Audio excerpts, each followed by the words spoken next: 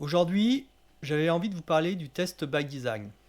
Alors, vous allez entendre souvent le fait il faut tester. Et comment ça se passe concrètement? Souvent, on spécifie des choses, on développe, et puis après, on se pose la question de comment on va arriver à tester ce truc. Et parfois, c'est très compliqué. Alors, le test by design, à l'opposé, c'est dire on va spécifier quelque chose, et dans la spécification même, donc by design, on va se poser la question de comment tester cette chose. Alors, ça peut être plein d'aspects complexes dans le test. Par exemple, vous êtes obligé de monter tout un environnement pour pouvoir tester quelque chose.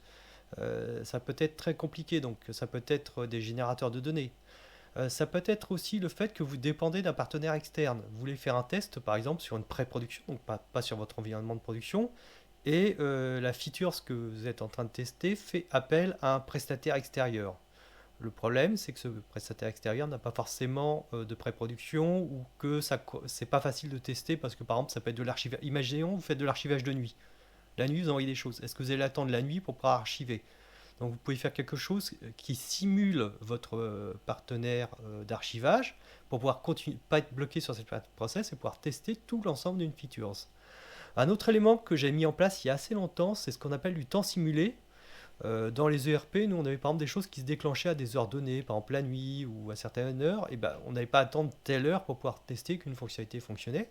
Donc en pré-production, on pouvait faker l'heure, c'est-à-dire on pouvait dire tout compte fait, il est tel jour, telle heure, donc donner un temps faux, et ce qui nous permettait de lancer des actions qu'on savait démarrer à telle heure. Donc par exemple, vous voulez tester une sauvegarde de nuit ou un recalcul de stock qui se lance par exemple la nuit, et vous dites tout compte fait, il n'est pas 4 heures de l'après-midi, il est 23h30. Et à 23h30, vous savez que va se déclencher votre recalcul de stock. Alors ça peut être soit ça, soit ça peut être un système qui permet d'avoir un back-office qui permet de lancer toutes les tâches qui sont habituellement des tâches système, ce qu'on appelle les tâches planifiées. Mais si on ne le pense pas dès le début de la spécification, on va développer, enfin on va spécifier, on va développer, et on va arriver en phase de test, dire mais comment je vais arriver à tester ce machin? Ah faut que j'attende, je vais préparer mon test et puis je verrai si demain matin ça s'est fait. Si ça n'a pas marché, on fait du développement, on remet en pré-production et on attend la nuit, d'ailleurs on attend le lendemain matin pour retester. Vous imaginez le temps qu'on peut perdre. Donc il y a plein d'éléments qui font qu'il faut penser le test dès le départ. Alors pourquoi c'est pas fait?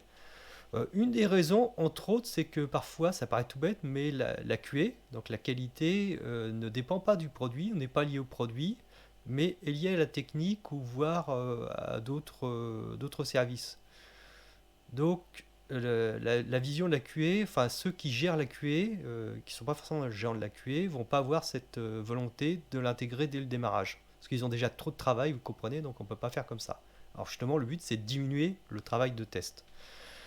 Pourquoi est-ce qu'on le fait pas? Parce que parfois il y a aussi des gens qui pensent connaître le métier alors que c'est pas leur métier. Certains managers de mauvaise composition et qui refusent tout simplement que la QA participe aux phases de spécification.